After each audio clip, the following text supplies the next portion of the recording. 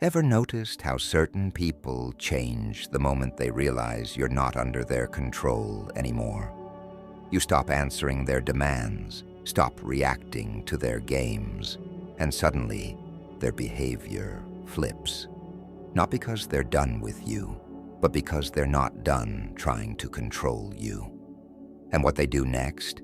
It's dirtier, sneakier, and more dangerous than anything they've done before.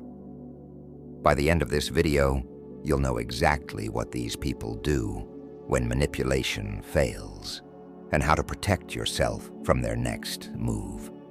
Stick around, because these psychological tactics are subtle, and if you don't spot them early, you'll be sucked right back in. 1. They try to shame you in public. When private manipulation no longer works, they change the setting. Instead of guilt-tripping you in private, they try to humiliate you in front of others. Subtle insults in meetings, sarcastic jokes around mutual friends, a casual dig about your intelligence, your work ethic, your loyalty, all delivered with a fake smile. If you call them out, they'll say, "Relax, it was just a joke." But it wasn't. It was a power play. They're trying to shrink you in the eyes of others because they couldn't shrink you in your own. How to handle it? Stay calm. Don't take the bait. Hold your ground with quiet confidence. Remember, dignity in silence is louder than any insult. 2. They flip the script and play the victim. Once they realize they can't control you anymore, they shift tactics. Suddenly, you're the villain. You're cold, difficult, selfish. Meanwhile, they play the misunderstood angel who tried their best. Why? Because they're not just trying to manipulate you. They're trying to manipulate how others see you. They want sympathy. They want to turn the crowd against you. What to do? Don't get pulled into the drama.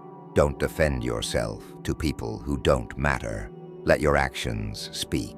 Let the fake victimhood collapse under the weight of your truth. 3.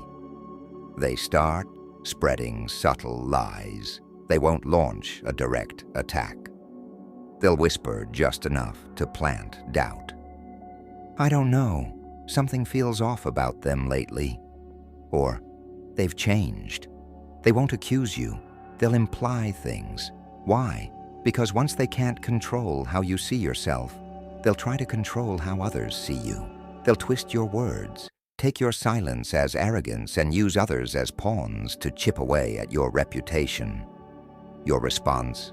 Stay grounded. Don't waste energy chasing lies. Let time and truth do the cleanup. 4. They try to isolate you. They subtly push people away from you. A quiet comment here, a look there. They create tension where there was none. You start feeling like the room's energy has changed, and you're right. They want you cornered, because isolation makes people easier to manipulate. If they can't reach you, they'll try to disconnect you from everyone else. Defend yourself by strengthening the relationships that matter. Stay consistent. Stay kind. The people meant for you won't be fooled by whispers. 5. They weaponize guilt. They don't argue. They don't shout. They just sigh and say things like, "I guess you don't care anymore," or, "After everything I've done for you." That's not love. That's emotional blackmail. They're preying on your empathy to get what they want. And if you've got a big heart, that's exactly what they'll aim for. Your move.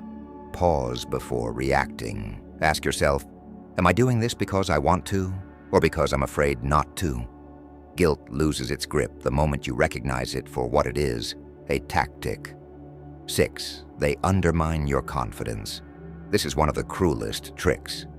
They start with small jabs. "Are you sure you can handle that?" Or, "You've been acting off lately." Over time, those little comments stack up, and suddenly you're questioning yourself. Their goal: make you doubt your own voice, make you shrink, so they can rise again.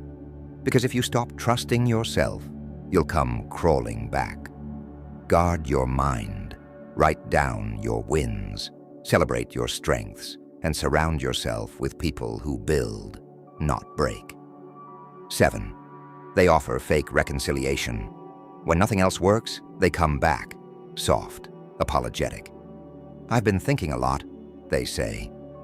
"I've changed." But if you let them back in, the cycle restarts, slowly, quietly. They didn't change, they just adjusted their approach. Now they're more careful, more strategic. But the goal is the same: regain control. Trust actions, not words.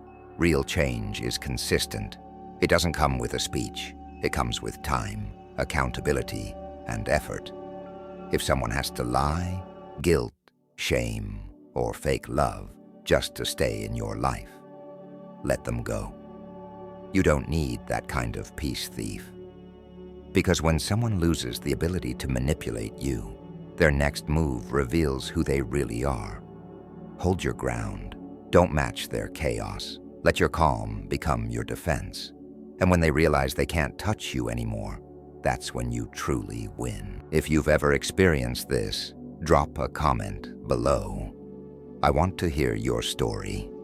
And if this helped you, don't forget to subscribe. More videos like this are on the way.